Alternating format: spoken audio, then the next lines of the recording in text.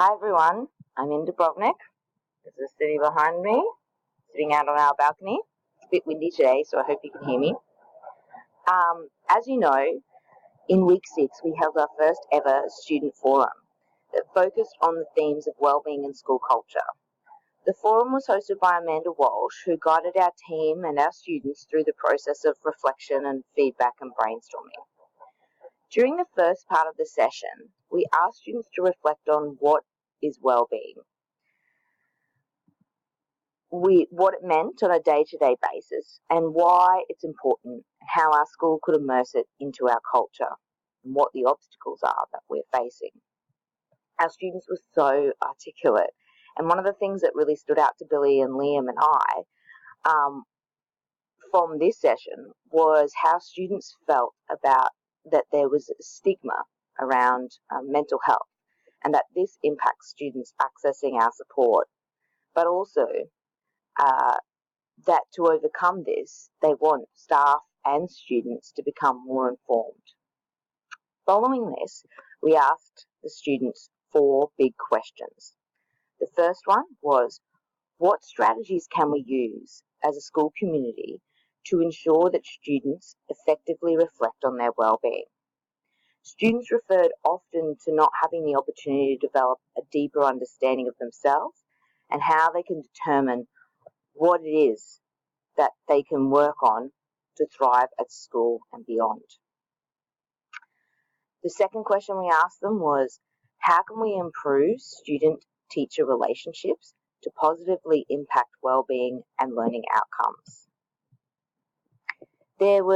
This was a definite theme for our students, that they felt there was a lack of teacher-student relationships and connectedness. Our kids are really looking for opportunities to build relationships with their teachers. However, they felt like there were limited opportunities and avenues to do this. The third question that we asked them was, what solutions could our community integrate to shorten the gap between the differences between boys' and girls' attitudes towards learning? The answers that students came up with were that they believe that teachers kind of go in with a bit of a preconceived idea about boys in the classroom, and that a number of the boys recognise that they're feeling a bit disengaged and feel that the classroom environment or the task designs don't give them opportunities to express themselves. The fourth question, why do you think the bullying data was so good? Some of the adults are confused on why the data was as good as it was, and why do you think this is the case? Students were really surprised about the bullying data. They stated that the school environment doesn't feel safe, and that students are probably too scared to say anything in fear of it not being managed or no one believing them. I found this a bit interesting.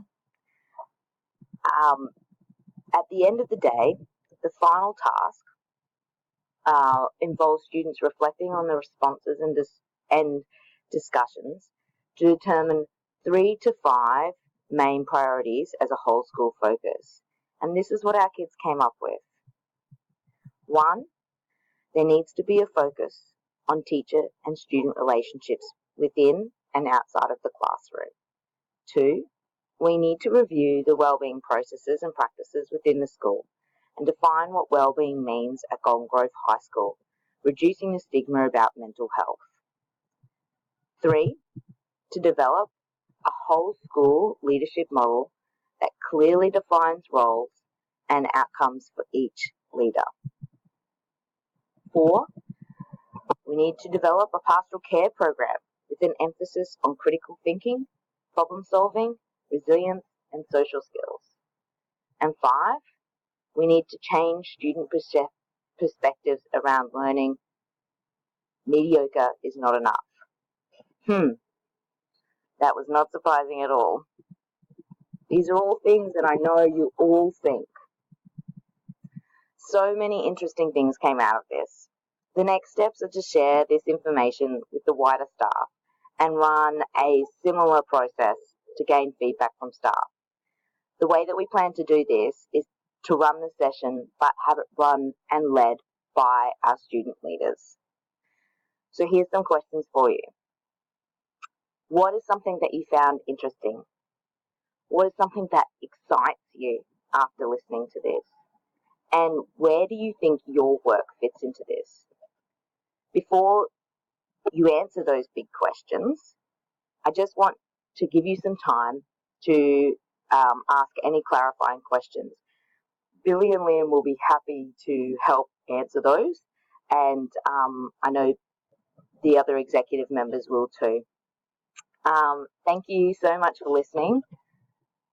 Goodbye from Dubrovnik, and I hope you have the most amazing holiday.